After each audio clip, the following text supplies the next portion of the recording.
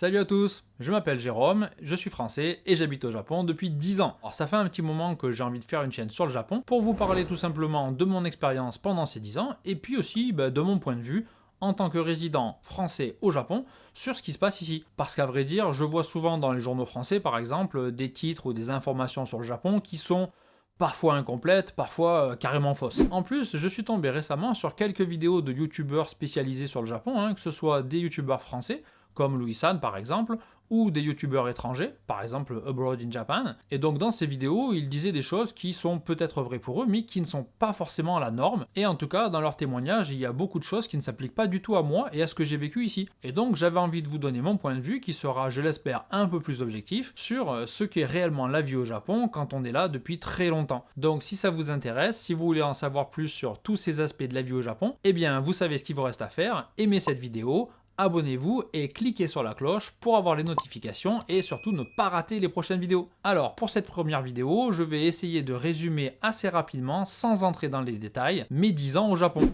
Et puis s'il y a des thèmes qui vous intéressent et que vous aimeriez que je développe dans une autre vidéo, eh bien n'hésitez pas, laissez-moi un commentaire pour me dire ce qui vous intéresserait. Et puis je choisirai parmi les sujets les plus demandés pour faire une vidéo dans laquelle je vous raconterai en détail cet aspect de la vie au Japon. Alors déjà, pourquoi est-ce que je suis venu au Japon ?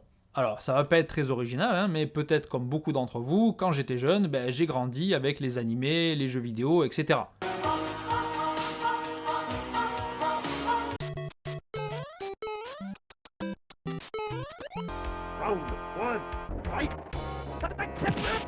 Donc je suis venu pour la première fois au Japon en 2008, c'était avec un voyage organisé, et à vrai dire à l'époque j'avais pas trop d'idées de ce qu'était vraiment le Japon. J'avais un peu les images qu'on voit dans les animés, dans les mangas, etc. Mais honnêtement je connaissais pas du tout la réalité de la vie au Japon. Et lors de ce premier voyage, je suis littéralement tombé amoureux du pays et de ses habitants. Partout où on allait, c'était propre, c'était beau, les gens étaient vraiment gentils et adorables, et donc ça m'a vraiment donné envie de revenir encore et encore dans ce pays. Et après ce premier voyage, je suis revenu au Japon 7 ou 8 fois en l'espace de 3 ans pour visiter d'autres endroits, rencontrer d'autres personnes et faire de nouvelles expériences. Alors en France, j'étais fonctionnaire, donc j'avais beaucoup de vacances, et tous mes jours de congé étaient passés au Japon. Et à chaque fois, dès que je rentrais en France, j'avais qu'une idée en tête, c'était revenir au Japon. Alors, après tous ces voyages, je me suis dit qu'il fallait vraiment que je saute le pas et que je vienne vivre ici pendant au moins un an pour faire l'expérience de la vie au Japon. Parce que c'était peut-être formidable en voyage, mais est-ce que c'était vraiment aussi bien quand on était résident ici ?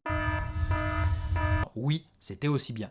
Donc, comme j'étais plutôt jeune, j'avais déjà 33 ans, je ne pouvais pas utiliser le visa vacances-travail. Donc je suis venu avec un visa d'étudiant pour étudier pendant 15 mois le japonais dans une école de japonais. Et donc tous les matins, 5 jours par semaine, 4 heures par jour, j'étudiais le japonais dans une école. Et à l'issue de ces 15 mois, j'ai passé le JLPT de niveau 2 que j'ai réussi.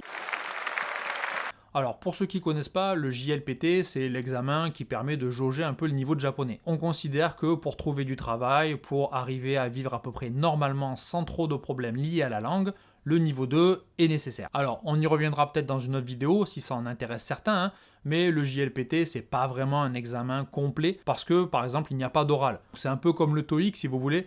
Ça ne retranscrit pas forcément les capacités en japonais, mais bon, ça reste l'examen de référence de japonais, et d'ailleurs, il est demandé dans les sociétés japonaises ou dans les universités, les écoles japonaises, pour justifier de son niveau et de sa capacité en japonais. Et donc, après mes études de japonais, j'ai cherché du travail comme professeur de français. Alors j'ai eu beaucoup de chance parce que j'ai envoyé un CV dans une école et puis j'ai été pris et j'y suis toujours aujourd'hui. Donc ça fait 9 ans que j'enseigne le français au japonais dans cette école de français. Donc le public est plutôt adulte, mais j'ai aussi travaillé un temps dans un lycée et je travaille aussi dans les cafés où je donne des cours privés. Donc si la carrière de professeur de français au Japon vous intéresse, n'hésitez pas à laisser un commentaire pour me le demander et puis j'en parlerai plus en détail dans une autre vidéo. Après ça, je me suis marié avec ma femme qui est japonaise. Donc voilà, j'ai immigré au Japon en mode easy parce que quand on a une femme et une belle famille qui sont ici, ça simplifie quand même beaucoup les choses. Et pendant ces 10 ans, avec ma femme, nous avons loué 2 appartements et nous avons acheté une maison il y a 5 ans où je suis aujourd'hui. Nous avons aussi eu un fils qui a maintenant 4 ans et demi et donc il va à l'école maternelle au Japon, il est maintenant en moyenne section. Voilà, je pense avoir à peu près fait le tour de ces 10 années au Japon. Il y a encore beaucoup de choses à dire, il y a beaucoup d'expériences à raconter, mais bon, ce sera pour d'autres vidéos. Dans ma prochaine vidéo, je vais d'ailleurs réagir aux raisons de ne pas habiter au Japon qui ont été évoquées par Louis-San ou par d'autres youtubeurs, hein, et vous allez voir qu'il y a beaucoup de choses incomplètes, voire même carrément fausses. Enfin voilà,